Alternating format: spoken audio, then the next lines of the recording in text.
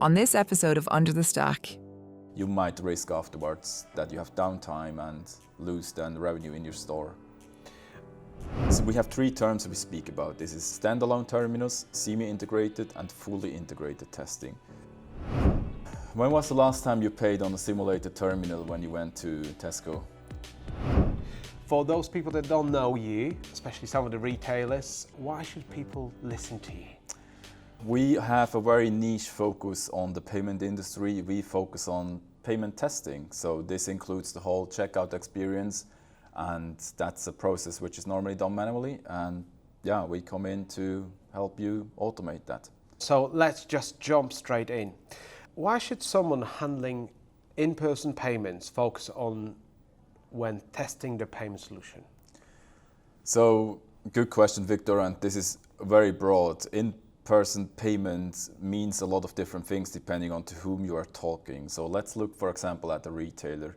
For them, in-payment testing is the complete checkout experience. So that means you are scanning items, you are adding them to a basket, and then you do the payment on a payment terminal, but you could also test with cash, right? So there's a whole bunch of different flows. But for somebody who's working in fuel, in-person payment is then also including the whole fuel pump, and that's then another angle we have to speak of. So you mentioned quite a few different use cases. So from your experience, when people think about testing, do they make it a little bit too narrow?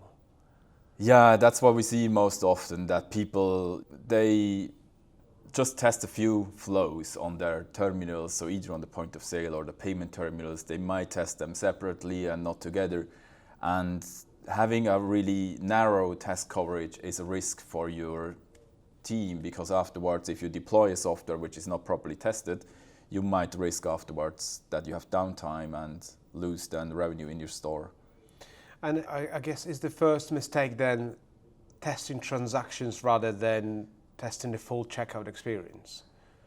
Yeah, you could say if we look at a retailer, for example, if they have the point of sale and the payment terminal and they test this together, what we call a fully integrated setup, that would be the ideal scenario for testing in retail, because then you have your physical hardware from the point of sale, including the barcode scanner, the receipt printer, the payment terminal, and you know this is the same setup as you have it in store.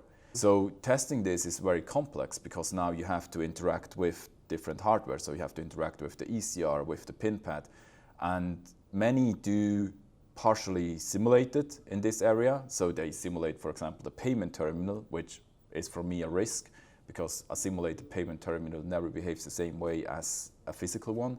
And the same goes for the ECR. If you simulate R, it might behave completely different than what you have afterwards in store. So if you take it too easy on your testing scope, you are, for me, risking a good solution afterwards.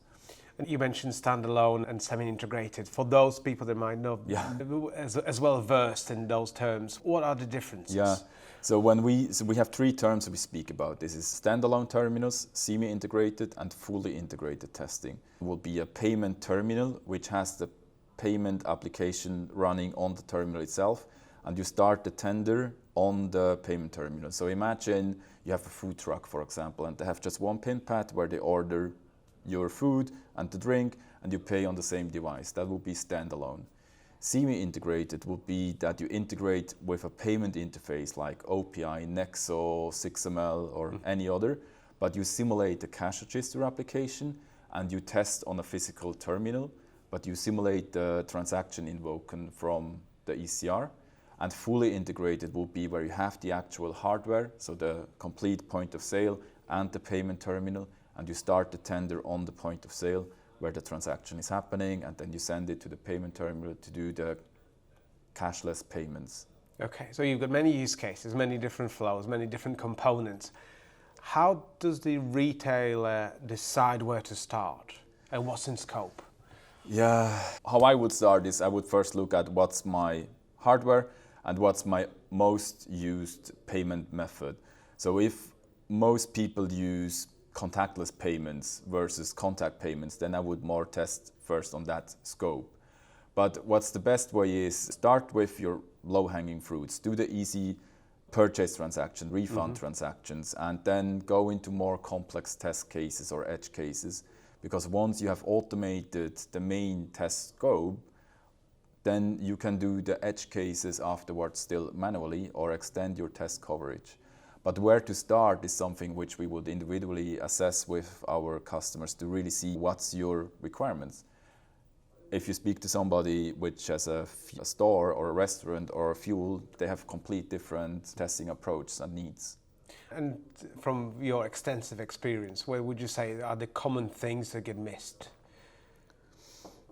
Often what we see is a lack of test coverage by not having enough, for example, different test cards available, which is still amazing because they're easily available, but it makes it also very complex. So as we are here today in London, London has a lot of tourists coming from abroad and everyone brings their own cards, right? So even though it's a MasterCard, it might be that I'm coming from Switzerland and pay with my Swiss card. So you have also DCC happening on your terminal, and this really creates complexity. So with automation, you can easily add more test cards to your test coverage and then also handle more the international point of view on your testing scope. Sure. Which, yeah, you might skip, right? Because you might just have UK cards. Yeah, so you start with 50 and all of a sudden then you could get to the place that becomes 250 or 500. How quickly do you see that evolving?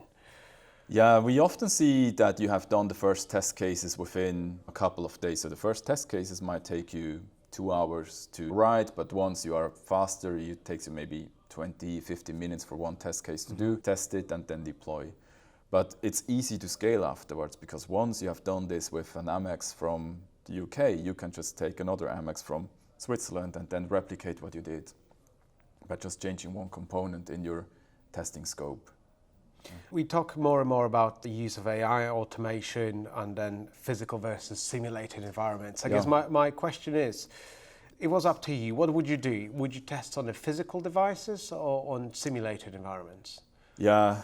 When was the last time you paid on a simulated terminal when you went to Tesco? I don't think I have. Correct. That's the point, right? You shouldn't test on something which is not happening afterwards. Because when you simulate the terminal for testing or the point of sale, you also simulate the expected outcome. And that's not bulletproof because you have the payment terminal and then you have the firmware of the payment terminal, but you also have the software of your payment application. So that's already two different components. And if your terminal manufacturer has a new firmware release, you also want to make sure that it matches still with your software release. And if you simulate one or the other, how do you know that afterwards in store it's working?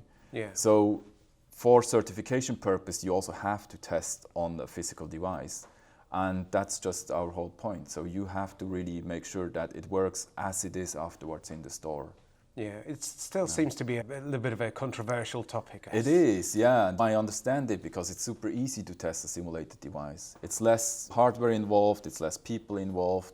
It's easier, you just have some UI automation, you don't need to insert the card, you don't need to enter the pins, you don't need to scan the receipts. You make your life easier for sure. This is not what happens afterwards in store. And if you want to do, for example, the EMV Level 3 certification, you have to do it on a physical device anyway. So why don't you automate the physical device and be sure that you can do the certification with it, but it's also then what's really happening in store. Yeah. That's why we do it. There's really a risk if you just simulate it. Yeah, and on the flip side, when would you recommend the use of simulators? There's a good use case, for example, when you want to do gateway testing or host testing, then we recommend to use a terminal simulator because now it's super easy to simulate terminals from one merchant from different countries, and then you can do transactions against your gateway. In that scenario, a simulated terminal is good enough because you only want to do transactions against your gateway.